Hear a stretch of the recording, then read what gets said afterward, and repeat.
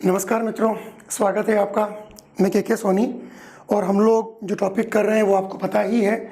हम लोग काल के बारे में बात कर रहे हैं और काल के बारे में अब तक जो हमारी चर्चा हुई है उसमें आपको ध्यान है कि हम लोगों ने काल के तीनों भाग भूतकाल, वर्तमान काल और भविष्य काल इस वर्गीकरण को जाना था। फिर हमने भूतकाल के जो वर्गीकरण था उसके सब डिवीज़न को पढ़ना शुरू किया था, उसके प्रभेदों को समझना शुरू किया था और उसमें हम लोग 3 भेद पढ़ चुके हैं, है ना। हम लोग सामान्य भूतकाल की बात कर चुके हैं, हम लोग आसन्न भूतकाल की बात कर चुके हैं और हम लोग पूर्ण भूतकाल की बात कर चुके हैं।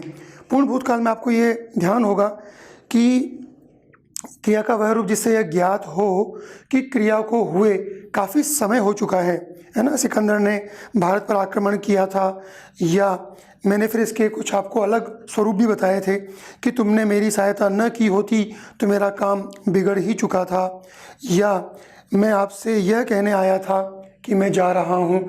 यानी हम लोग इसके अलग अलग रूपों को भी देखते हुए चल रहे हैं। अब हम बात करेंगे अपूर्ण भूतकाल की। अपूर्ण भूतकाल का मतलब क्या हुआ कि कोई कार्य शुरू हुआ था लेकिन वह कार्य जब तक की हम जानकारी दे रहे हैं, जब तक का हम कथन बोल रहे हैं, उस समय तक वह कार्य जारी था। ठीक है, मतलब काम शुरू तो हुआ किंतु समाप्त नहीं हुआ। तो हमारा अगला जो सब डिवीज़न है वो है अपूर्ण भूतकाल। इस अपूर्ण भूतकाल की परिभाषा क्या बनती है कि क्रिया का वह रूप जिससे कार्य का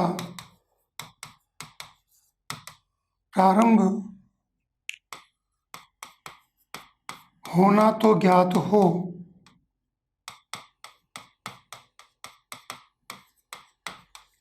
परंतु कार्य पूरा नहीं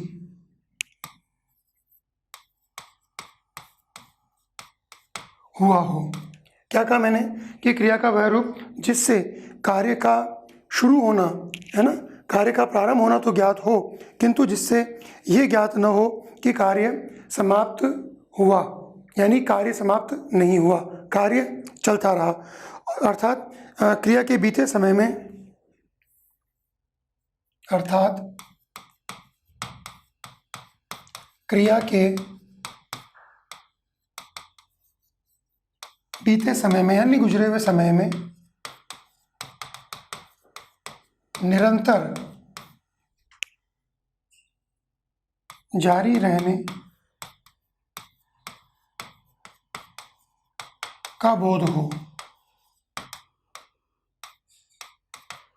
और इसको पहचानने के लिए हम जिन सहायक चिन्हों, जिन सहायक क्रियाओं का यूज़ करते हैं वो कौन कौन सी हैं, जैसे रहा था,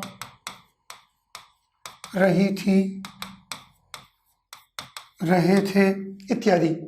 तो ये वो सहायक क्रियाएं हैं जिन सहायक क्रियाओं से बनने वाले वाक्यों के लिए हम ये कह सकते हैं कि क्रिया बीते समय में शुरू हुई, वेरी गुड, लेकिन वह निरंतर जारी रही यानी समाप्त नहीं हुई। कुल मिलाकर बात यह है कि बीते हुए समय में कार्य का प्रारंभ तो हो जाए, है ना, परंतु कार्य पूरा नहीं हुआ हो।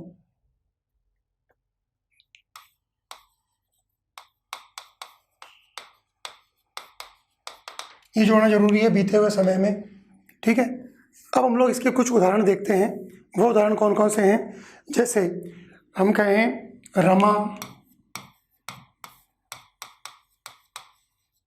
लिख रही थी।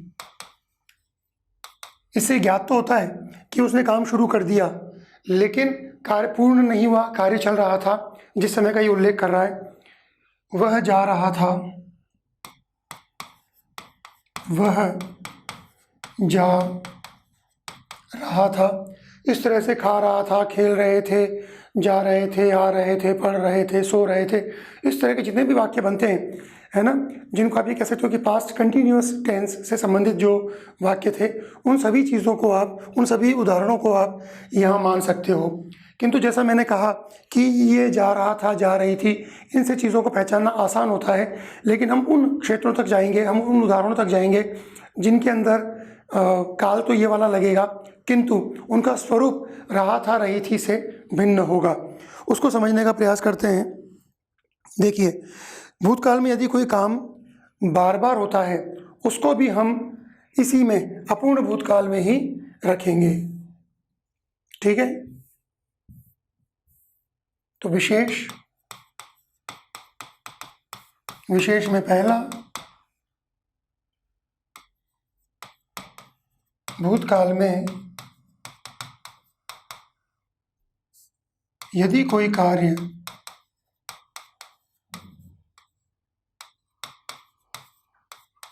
बार बार हो रहा हो, यानी उसकी आवृत्ति हो रही हो,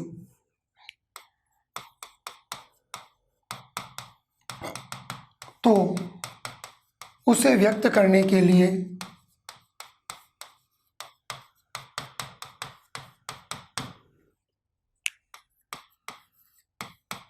अपूर्ण भूतकाल का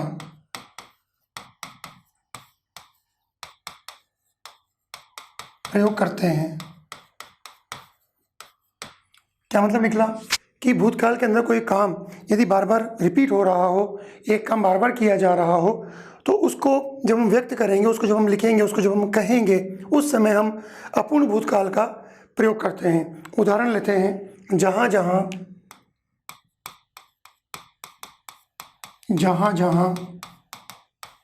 श्री राम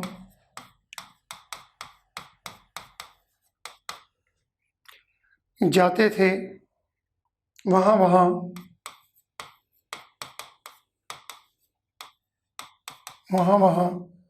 मेघ यानी बादल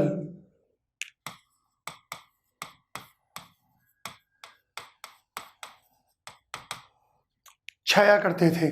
ठीक है, अब ये जो वाक्य का विन्यास है, ये रहा था, रही थी, रहे थे, उनसे अलग हो गया कि जहाँ जहाँ श्री राम जाते थे, मतलब जहाँ जहाँ पे भी प्रभु राम गए, तो अगर कहीं धूप है तो उसके ऊपर बादल आ जाएंगे। तो जहाँ जहाँ श्री राम जाते थे, वहाँ वहाँ मेघ छाया करते थे। यह दिखने के अंदर रहा था, रही थी, रहे थे से भिन्न है, किंतु यह अपूर्ण भूतकाल का ही उदाहरण है। एक और उदाहरण लेते हैं कि वह जो कहता था, रिपीटिशन हो रहा है, देखो पास्ट टेंस में बार बार, वह जो कहता था, मैं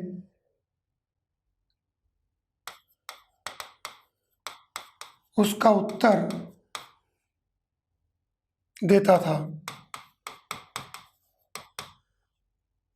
ठीक है, वह जो कहता था, मैं उसका उत्तर देता था। रिपीटिशन हो गया भूतकाल के अंदर, इसलिए इस वाक्य को हम किस में रखेंगे? अपूर्ण भूतकाल में रखेंगे। तो इस तरह के जो वाक्य हैं उनको भी आप निगाह में रखें, क्योंकि प्रायः जो पुस्तकें होती हैं उन पुस्तकों के अंदर आपको इस तरह के उदाहरण प्रायः देखने को नहीं मिलते, है ना। केवल आपको अगर स्तरीय पुस्तक पढ़ेंगे उसी में आपको इस तरह के उदाहरण देखने को मिलते हैं। चलिए आगे बढ़ते हैं। इसी में एक और चीज़ कि कोई अगर भूतकाल के अंदर कोई अभ्यास हो रहा है, किसी चीज़ की प्रैक्टिस की जा रही है, उसमें भी हम इसका प्रयोग करते हैं। यानी भूतकालिक अभ्यास को व्यक्त करने के लिए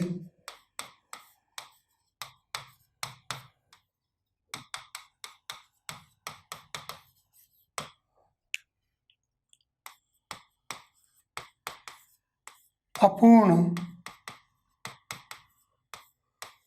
भूतकाल का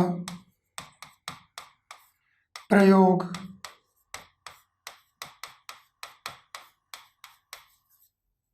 किया जाता है। उदाहरण लेते हैं कि पहले ये बहुत सोता था, पहले यह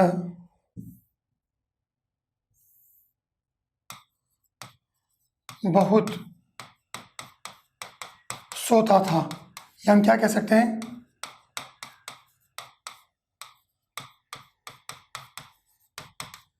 सोया करता था। ठीक है, तो ये अभ्यास में है ना, ये प्रैक्टिस की चीज़ है।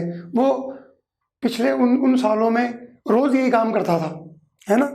यह बहुत सोता था या बहुत सोया करता था, यह भी अपूर्ण भूतकाल में कहा जाएगा। मैं उसे जितना पानी पिलाता था, मैं उसे जितना पानी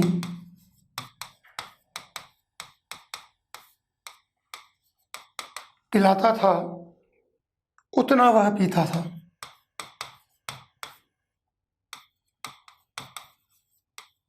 उतना वह पीता था। मैंने इसको जब जब जितनी बार पानी पिलाया तब तब इसने उतनी बार पानी पिया, कि मैं उसे जितना पानी पिलाता था उतना वह पीता था। तो ये दूसरी प्रकार की कैटेगरी हो गई, जिसके अंदर अभ्यास को व्यक्त करने के लिए भी हम अपूर्ण भूतकाल का प्रयोग करते हैं। अब विशेष में हमारी थर्ड के साथ अयोग्यता सूचित होती है। मतलब अगर हम कब का प्रयोग कर दें तो भूतकाल में अयोग्यता सूचित होती है। कब के साथ अयोग्य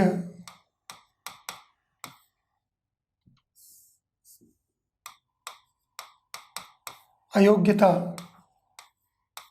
की सूचना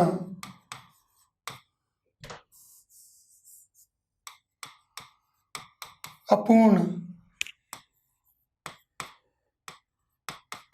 भूतकाल में व्यक्त की जाती है। क्या मतलब निकला कि हम कब का प्रयोग करेंगे तो उससे क्या व्यक्त होगा, अयोग्यता व्यक्त होगी। किस तरह की अयोग्यता व्यक्त होगी, देखो, मैं वहाँ कब रहता था।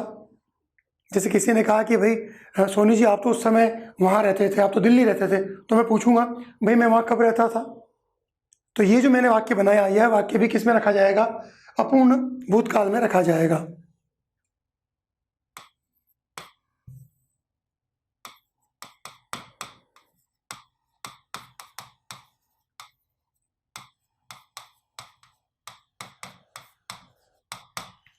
मैं वहाँ कब रहता था, ठीक है। उस योद्धा में और उस आतताई में लड़ाई हुई। अब वह योद्धा उस आतताई को कब छोड़ता था, मतलब उसने उसको छोड़ा नहीं, है ना। तो योद्धा आतताई को कब छोड़ता था,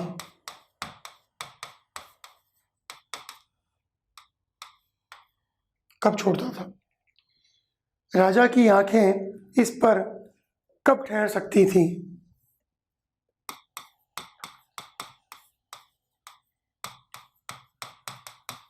राजा की आंखें इस पर कब ठहर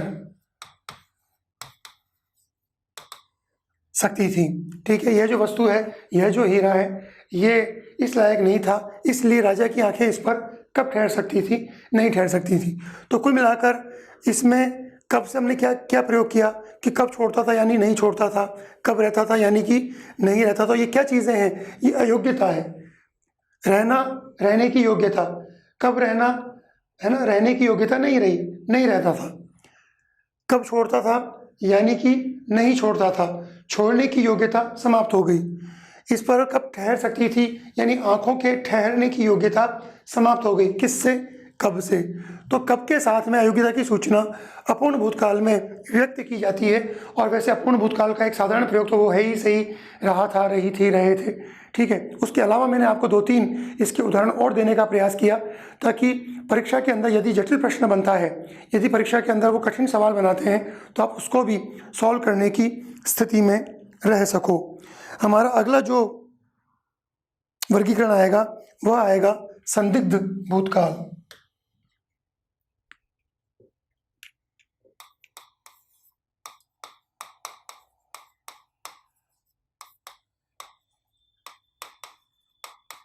देखो, संदिग्ध भूतकाल से क्या तात्पर्य है, इसमें संशय होता है या संदेह होता है।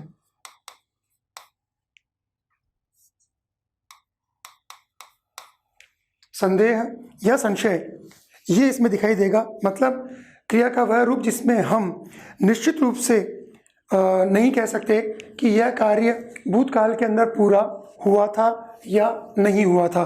ठीक है, इसको परिभाषा को लिख लेते हैं अपन कि क्रिया के जिस रूप से यह निश्चित नहीं किया जा सके कि वह कार्य भूतकाल में पूरा हुआ था या नहीं हुआ था।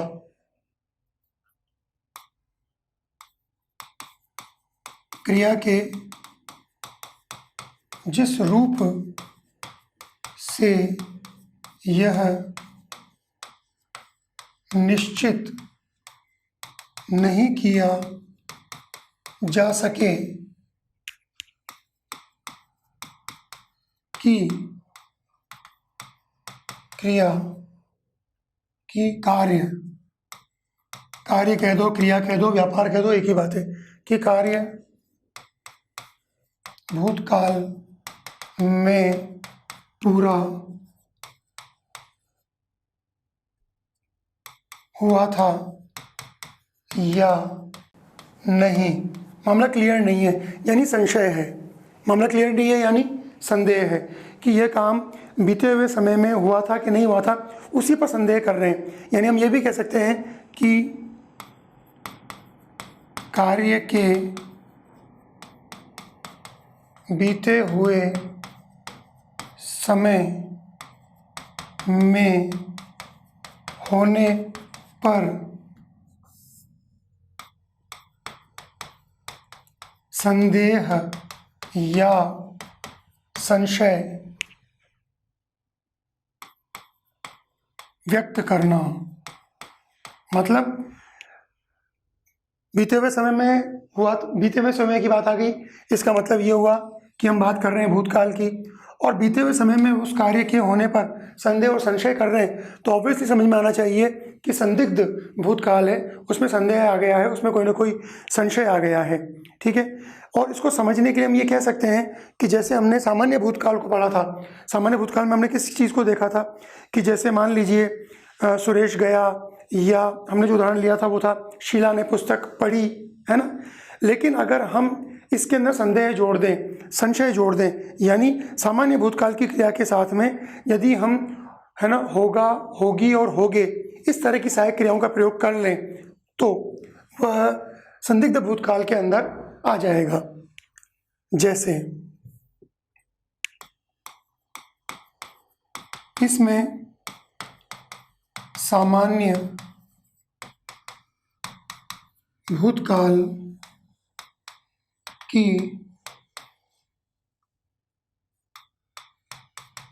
क्रियाओं में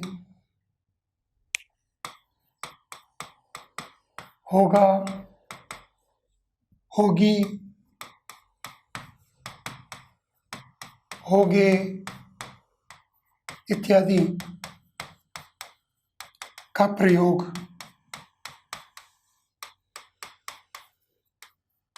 करते हैं। ठीक है, सामान्य भूतकाल के जो उदाहरण हैं उनमें होगा, होगी, होगे इसका प्रयोग अगर कर लेते हैं तो इसका मतलब यह है कि वह संदिग्ध भूतकाल में चला जाएगा। जैसे सुरेश गया, ये हमने उदाहरण लिखा था सामान्य भूतकाल में। अगर हम कर देते हैं कि सुरेश गया होगा, तो होगा लगाते ही मामला क्या हो गया, संदिग्ध हो गया कि वो गया होगा कि नहीं गया होगा, वो गया था कि नहीं गया था, हमें जानकारी नहीं है, इसमें संदेह है। तो सुरेश गया, ये तो उदाहरण हो गया सामान्य भूतकाल का, और इसमें अगर अपन ने होगा शब्द जोड़ दिया, अब ये उदाहरण बन गया संदिग्ध भूतकाल का। ठीक है, यानी इस सामान्य भूतकाल के अंदर होगा, होगी, होंगे इत्यादि का प्रयोग कर देते हैं तो वह संदिग्ध भूतकाल बन जाता है। शीला ने पुस्तक पढ़ी, ये हो गया सामान्य भूतकाल। और शीला ने पुस्तक पढ़ी होगी, यह हो गया संदिग्ध भूतकाल। लता ने गीत गाया होगा,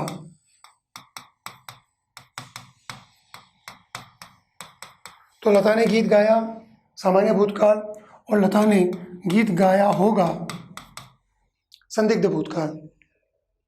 और उदाहरण लेते हैं, उसे हमारा पत्र मिला सामान्य भूतकाल। उसे हमारा पत्र मिला होगा संदिग्ध भूतकाल। देखिए, इसी में अनुमान को भी शामिल करते हैं। जो हम अनुमान करते हैं वह अनुमान को व्यक्त करने के लिए भी हम इस संदिग्ध भूतकाल का प्रयोग करते हैं। कैसे?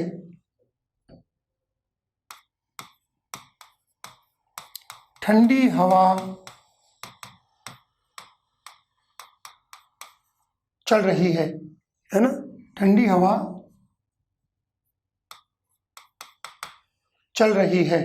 इसका मतलब क्या है? इसका मतलब यह है कि कहीं ना कहीं बारिश हुई होगी। क्योंकि कहीं ना कहीं बारिश हुई है और हवा वहाँ से होकर यहाँ तक आ रही है, इसलिए उस बारिश की वजह से यह हवा ठंडी है जो हमें महसूस हो रही है। तो हमने क्या वाक्य प्रयोग किया कि ठंडी हवा चल रही है, कहीं पानी बरसा होगा या कहीं बारिश हुई होगी।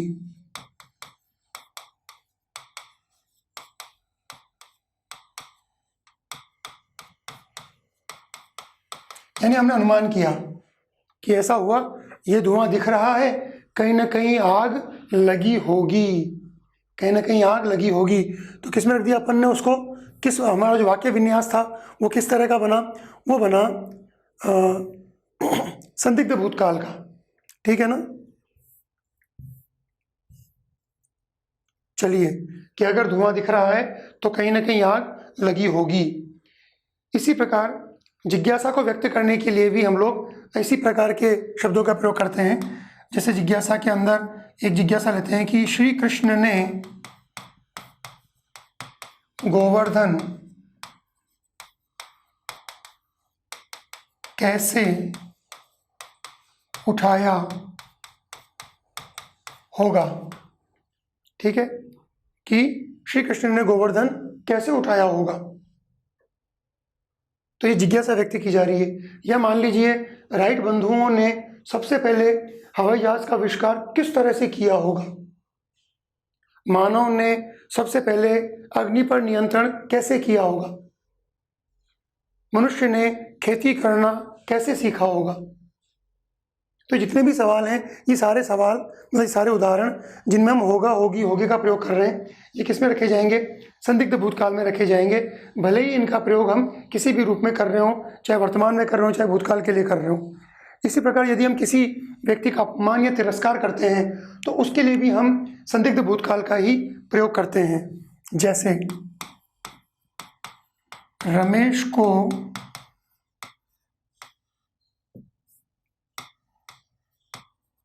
प्रथम स्थान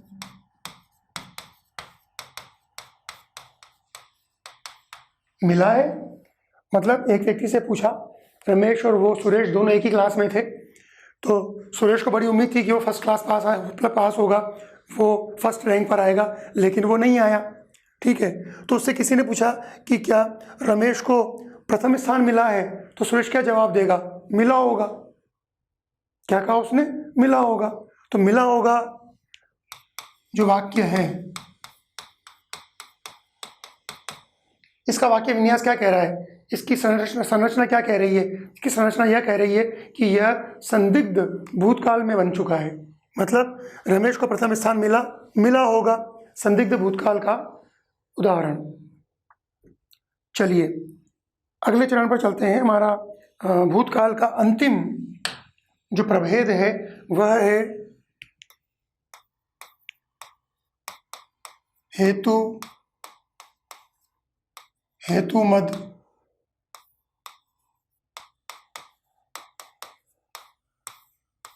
भूतकाल। हेतुमद भूतकाल, इसके अंदर क्या कहेंगे? इसके अंदर हम ये कहते हैं कि भूतकाल की कोई घटना, कोई क्रिया, उसके साथ में यदि हम कोई कंडीशन, कोई परिस्थिति या कोई शर्त जोड़ दें, है ना? क्या कह रहा हूं मैं कि भूतकाल की घटना के साथ कोई शर्त जोड़ दी जाए कंडीशन जोड़ दी जाए कि अगर ऐसा होता तो ऐसा होता, ऐसी कंडीशन अगर जोड़ दी जाए तो उसको हम हेतु हेतुमत भूतकाल में रखेंगे। और परिभाषा के रूप में बात करें तो क्रिया के जिस रूप से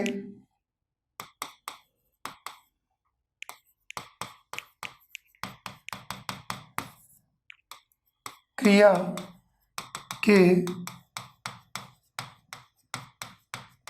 जिस रूप से भूतकाल में किसी कार्य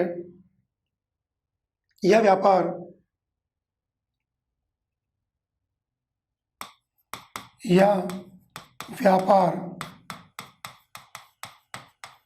जिसको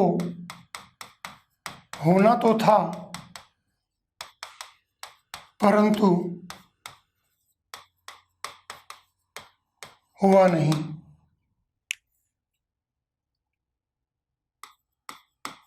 उसे हेतु मद भूतकाल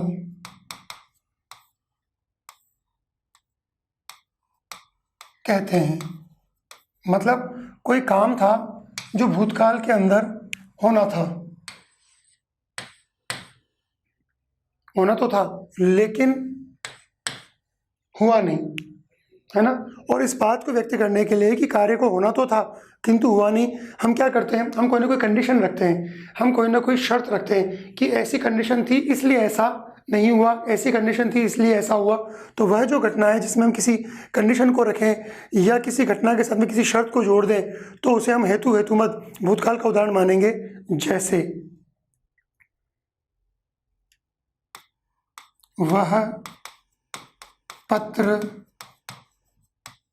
लिखता तो मैं उत्तर अवश्य देता। भाई तुमने उसको पत्र क्यों नहीं लिखा? तो आपने जवाब दिया कि अगर वो मुझे पत्र लिखता तो मैं उसे उत्तर अवश्य देता। यानी मेरा उत्तर किस बात पर निर्भर करता था? उसके पत्र लिखने पर। यानी शर्त आ गई, कंडीशन आ गई कि यदि वह पत्र लिखता तो मैं उत्तर अवश्य देता। किसका उदाहरण रहेगा? हेतु हेतुमत भूतकाल का। आप पढ़ते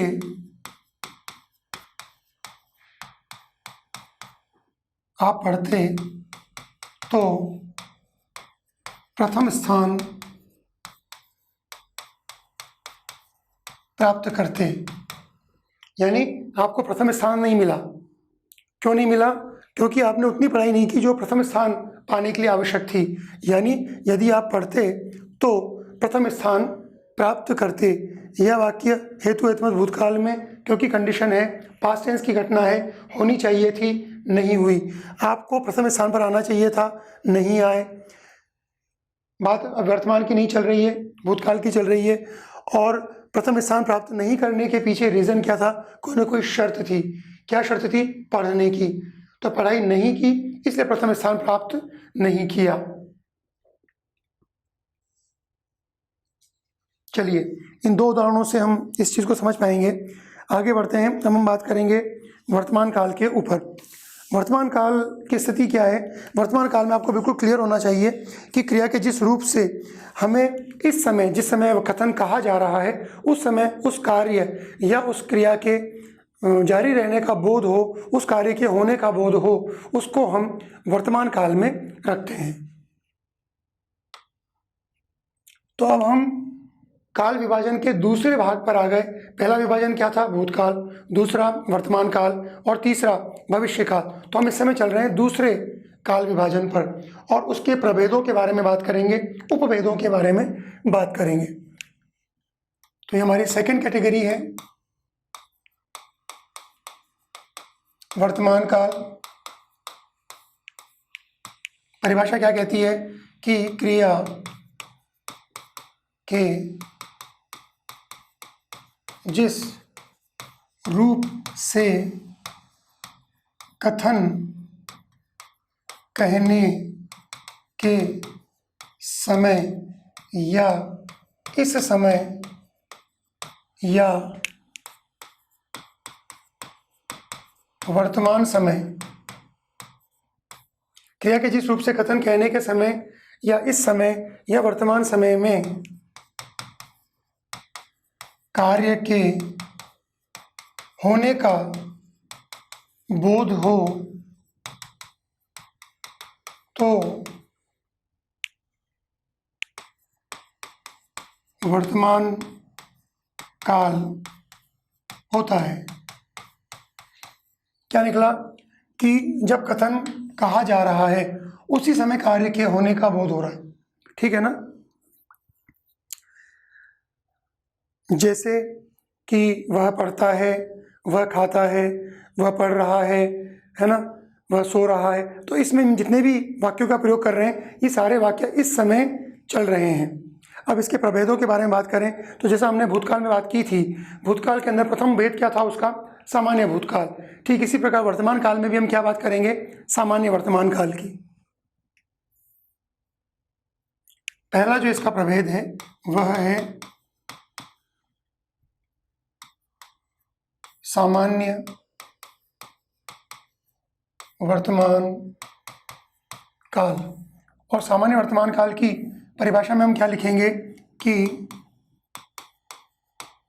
क्रिया के जिस रूप से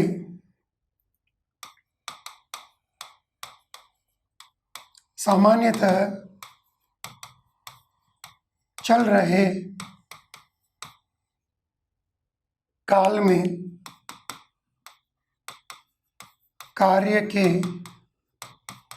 होने का बोध हो उसे सामान्य वर्तमान काल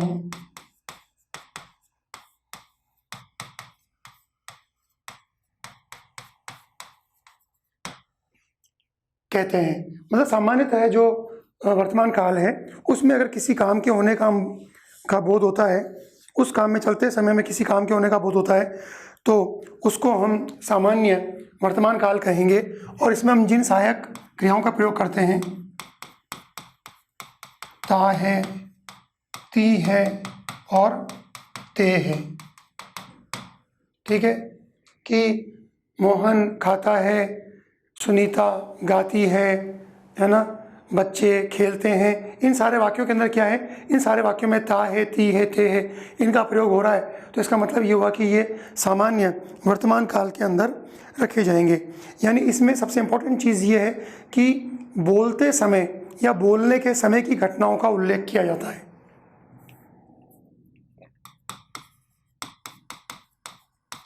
बोलने के समय या कथन के समय की घटनाओं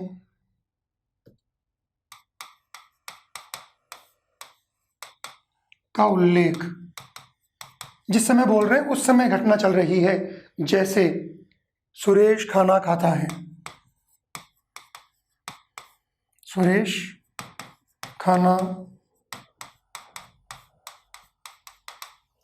खाता है।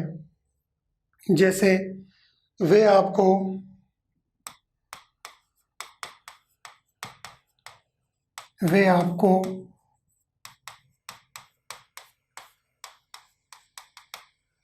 बुलाते हैं।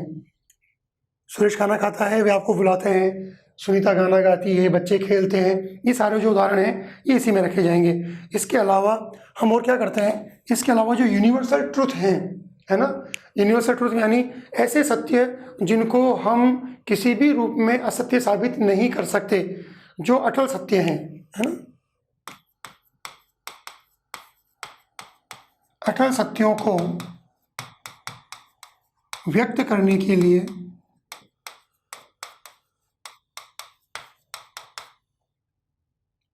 सामान्य वर्तमान काल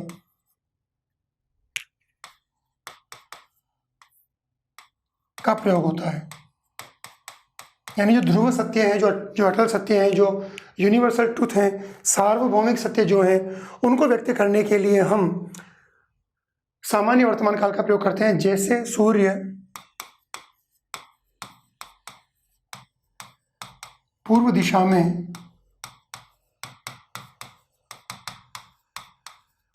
उदित होता है।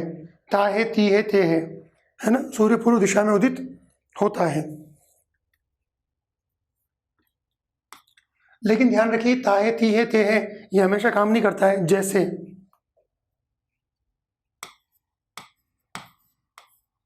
पक्षी अंडे देते हैं, जैसे आत्मा अमर है। अब आत्मा अमर है, इसमें ताहे, ती है, ते है का प्रयोग नहीं हुआ, फिर भी यह सामान्य वर्तमान काल का उदाहरण है, तो यह हमें क्लियर हो जाना चाहिए। एक और चीज हमें यहाँ ध्यान आनी चाहिए कि वर्तमान काल में किसी अपूर्णता को दर्शाने के लिए भी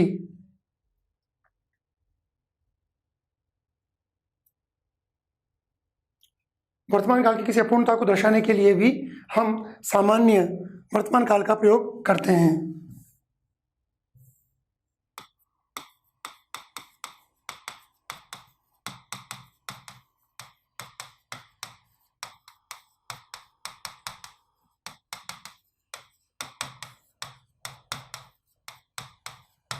देखो, हम लोगों ने बात की थी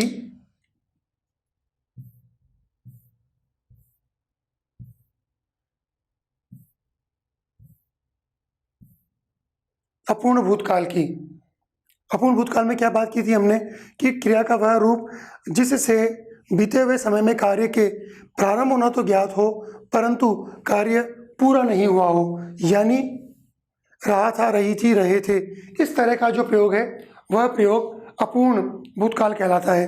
और हम इस समय क्या चर्चा कर रहे हैं, इस समय हम चर्चा ये कर रहे हैं कि वर्तमान काल की अपूर्णता को, यानी जहाँ पर रहा है, रही है, रहे हैं शब्द का प्रयोग किया जाना चाहिए था, वहाँ हम रहा है, रही है, रहे हैं का प्रयोग नहीं करके हम क्या करते हैं, हम सामान्य वर्तमान काल का प्रयोग करते हैं, यानी ता है, थी है, ते है, इसका प्रयोग किया। लेकिन किस संदर्भ में किया, वर्तमान काल की अपूर्णता को बताने के लिए, यानी जहाँ पर रहा था, रही थे, रहे थे का प्रयोग होना चाहिए था, वहाँ हमने क्या प्रयोग किया, ताहा, ता थे, ता है, ती है और ते है।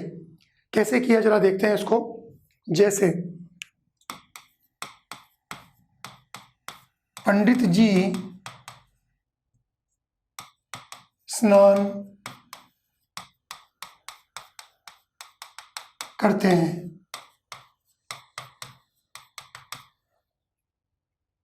कहना चाहिए था पंडित जी स्नान कर रहे हैं, यानी वो इस समय नहा रहे हैं, लेकिन हम क्या बोलते हैं, पंडित जी स्नान करते हैं, यानी पंडित जी स्नान कर रहे हैं। अगले उदाहरण से और ज्यादा स्पष्ट हो जाएगा ये।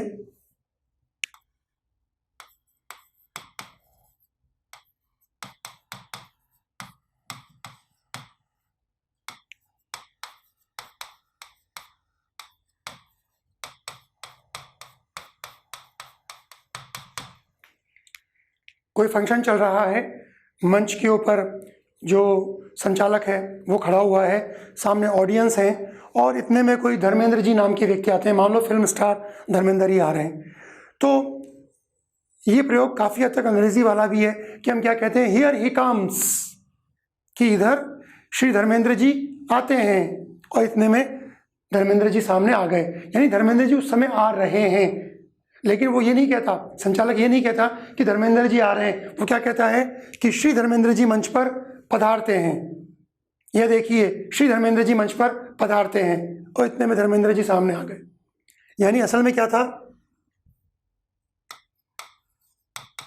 पधार रहे हैं, असल में ये प्रयोग करना था। लेकिन ये प्रयोग न करके क्या प्रयोग किया कि श्री धर्मेंद्र जी मंच पर पधारते हैं, पंडित जी स्नान करते हैं। तो यह जो प्रयोग है, इस प्रयोग के अंदर भी हम ये किस चीज़ को रिप्रेजेंट करता है, वर्तमान काल की अपूर्णता को, कि कार्य शुरू तो हो गया, खत्म नहीं हुआ, नहा रहे हैं, नहाना शुरू कर दिया, अभी नहा कर चुके नहीं हैं, ठीक है ना। तो पंडित जी स्नान करते हैं या धर्मेंद्र जी मंच पर पधारते हैं, ये उदाहरण वर्तमान काल की अपूर्णता को दर्शाने के लिए किया गया। लेकिन जो हमने प्रयोग किया वो कौन सा किया, वो हमने किया सामान्य वर्तमान काल का। आगे बढ़ते हैं। किसी अभ्यास को बताने के लिए भी हम सामान्य वर्तमान काल का ही प्रयोग करते हैं। पहले हमने बात की थी भूतकाल के अभ्यास की, अब हम बात करेंगे वर्तमान के अभ्यास की।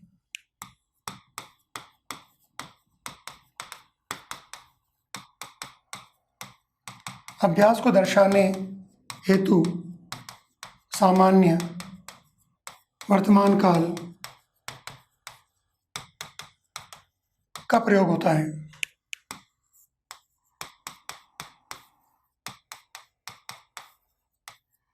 ठीक है, उदाहरण देखते हैं। देखिए इसका कि वह नित्य 5 बजे उठता है।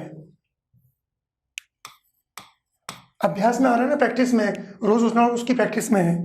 वह नित्य 5 बजे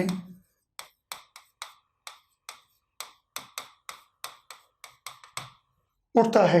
हरे कृष्ण। ठीक है, गाड़ी दोपहर को आती है। गाड़ी रोज आती है, ट्रेन जो है वो रोज आती है, या जो बस है वो रोज आती है। कब आती है? दोपहर को आती है। गाड़ी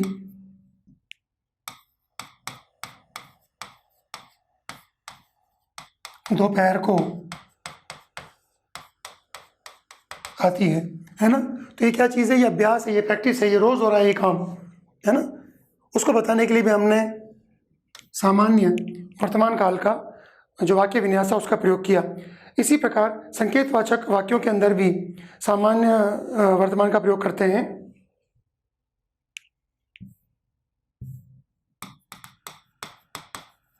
संकेतवाचक वाक्यों में भी सामान्य वर्तमान काल का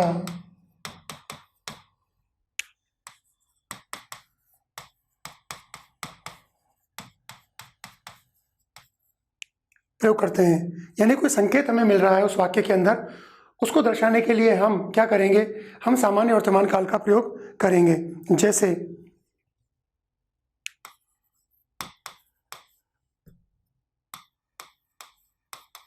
चींटी की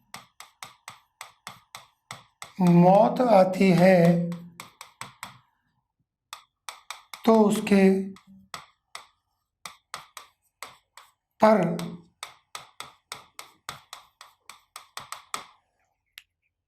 निकलते हैं, है ना, या उसके पर लगते हैं।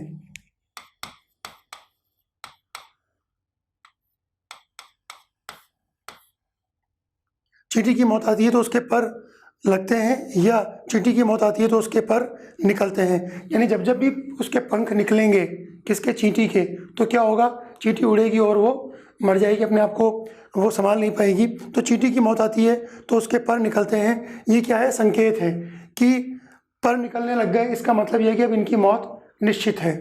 तो चींटी की मौत आती है तो उसके पर निकलते हैं, ये संकेत है। तो ऐसी स्थिति में इसको व्यक्त करने के लिए भी हम सामान्य वर्तमान काल का प्रयोग करते हैं। सामान्य वर्तमान काल का प्रथम हमारा कह लीजिए कि उदाहरण है। अब दूसरे पर आते हैं, अपूर्ण या तात्कालिक वर्तमान काल।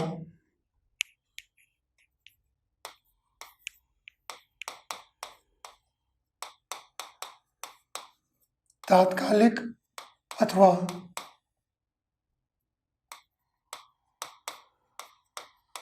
अपूर्ण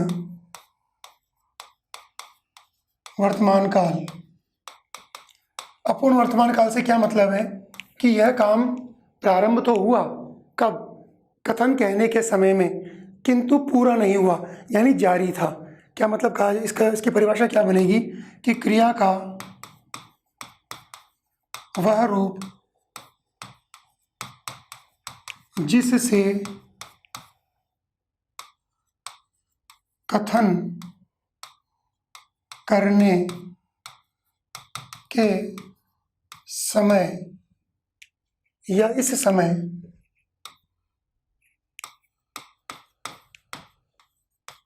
क्रिया का वह रूप जिससे, है ना, इस समय कार्य के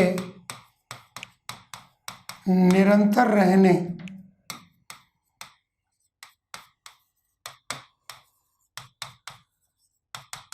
रहने का बोध हो। काम शुरू तो हो गया लेकिन काम पूरा नहीं हुआ। कार्य वर्तमान में जारी है, काम चल रहा है इस समय, ठीक है ना। तो क्रिया का वह रूप जिससे कथन करने के समय यानी कहने के समय यानी वर्तमान काल में यदि, है ना, कार्य निरंतर रहने का बोध हो कि कार्य लगातार चल रहा है, प्रारंभ तो हो गया है किंतु समाप्त नहीं हुआ। प्रारंभ हो चुका हो किंतु समाप्त नहीं हुआ।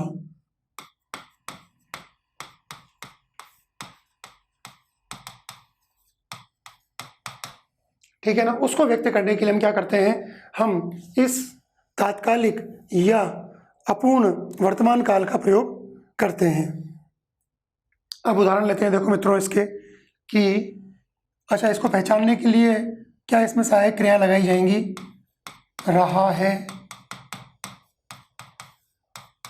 रही है, रहे हैं। अपूर्ण भूतकाल में क्या किया था, रहा था, रही थी, रहे थे, और यहाँ क्या कर रहे हैं, रहा है, रही है और रहे हैं।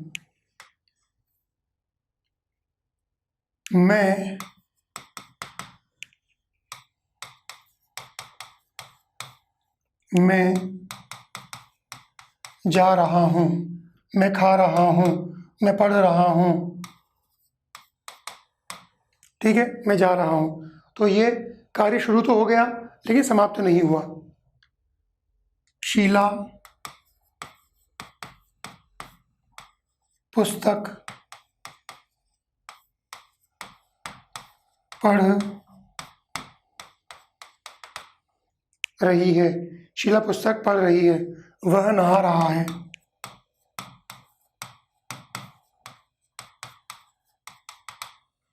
पंडित जी नहा रहे हैं, किस में रखा जाएगा, अपूर्ण भूतकाल में। पंडित जी नहाते हैं, किस में रखा जाएगा, सामान्य वर्तमान में।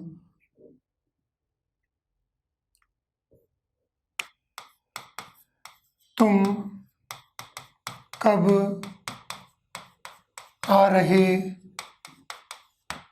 हो, तुम कब आ रहे हो, ये भी किस में रखा जाएगा, ये अपूर्ण भूतकाल में, अपूर्ण वर्तमान काल में रखा जाएगा।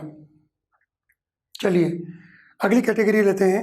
अगली कैटेगरी है हमारी संदिग्ध वर्तमान काल।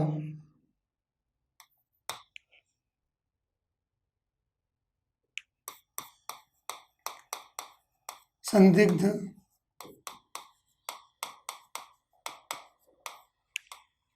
वर्तमान काल। देखो संदिग्ध वर्तमान काल क्या होता है, हमने सामान्य वर्तमान काल की बात की। अगर हम सामान्य वर्तमान काल के वाक्यों में संदेह या संशय व्यक्त कर दें तो वो वाक्य जो बनेगा वह वाक्य किसका हो जाएगा, संदिग्ध वर्तमान काल का। क्या कहा मैंने कि सामान्य वर्तमान काल में संशय या संदेह जोड़ दें तो किसका उदाहरण बन जाएगा वो, तो संदिग्ध वर्तमान काल होगा। ठीक है, जैसे हम लोग प्रयोग करें वाक्यों में, हमने बात की थी कि सुरेश खाना खाता है। अच्छा, संदिग्धता को व्यक्त करने के लिए क्या होगा, संदिग्धता को व्यक्त करने के लिए हम इसे व्यक्त करने के लिए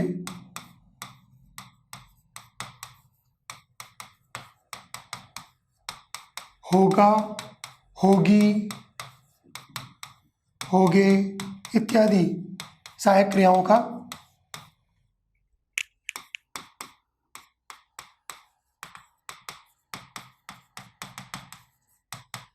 प्रयोग किया जाता है। ठीक है ना। जैसे मान लीजिए हमने कहा, जैसे सामान्य वर्तमान काल के उदाहरण लिए अपन ने, सुरेश खाना खाता है। अगर हमने कह दिया कि सुरेश खाना खाता होगा तो हमने संशय कर दिया। सामान्य वर्तमान काल का शब्द वो वाक्य क्या था, सुरेश खाना खाता है। हमने क्या कर दिया, सुरेश खाना खाता, यहाँ तक तो मामला सामान्य वर्तमान काल का था, हमने होगा जोड़ दिया है की जगह। तो होगा जोड़ते क्या हो गया, मामला संदेह में हो गया कि ये मामला कभी हुआ, इसने खाया कि नहीं खाया, है ना, हमें जानकारी नहीं है। तो इसका सबसे पहले हम परिभाषा लिख लें। सबसे पहले परिभाषा लिखते हैं कि क्रिया के जिस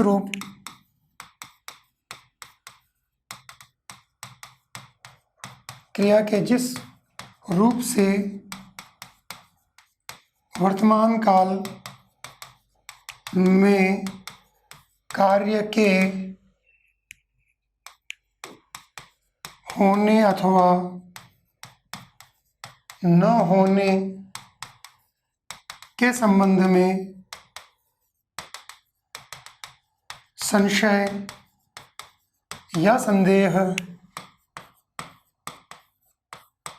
हो, वहाँ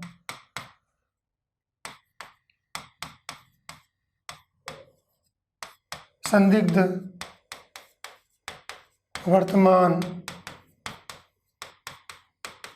काल होगा। ठीक है, उदाहरण लेते हैं।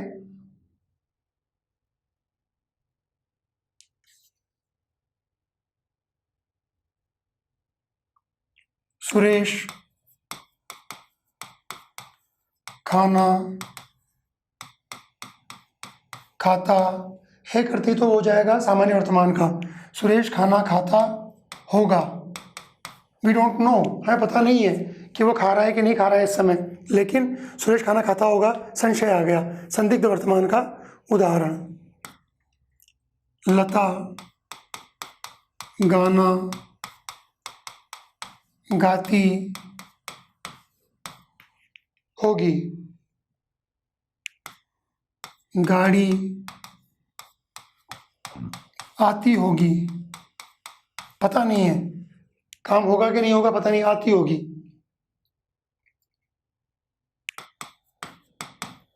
संगमरमर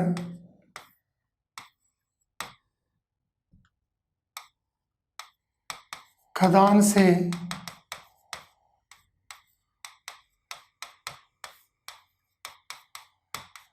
निकलता होगा, हमें पता नहीं कहाँ से निकलता है। चाय पत्तियों से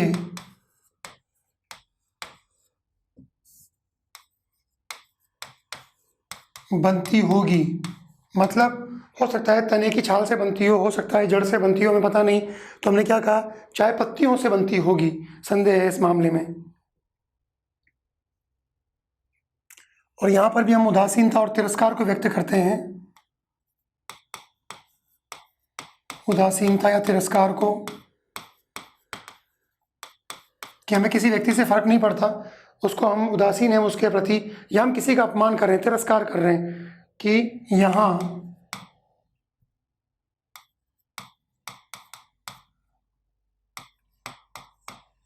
मोहन जी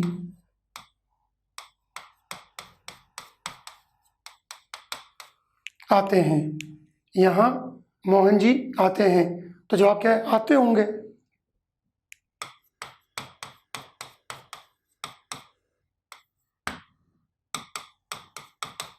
यहाँ मोहन जी आते हैं, किसी ने पूछा, क्या जवाब दिया, आते होंगे, मुझे क्या मतलब, उदासीन था। तो आते होंगे, है ना, बनती होगी, निकलता होगा, किसका वाक्य विन्यास है, संदिग्ध वर्तमान काल का। तो मित्रों यहाँ तक हमने चर्चा की, इसके आगे हम लोग अभी काल के जो भेद हैं वो और पढ़ेंगे। तो अपने अगले वीडियो तक अपने मित्र के सोनी को अनुमति दीजिए। नमस्कार।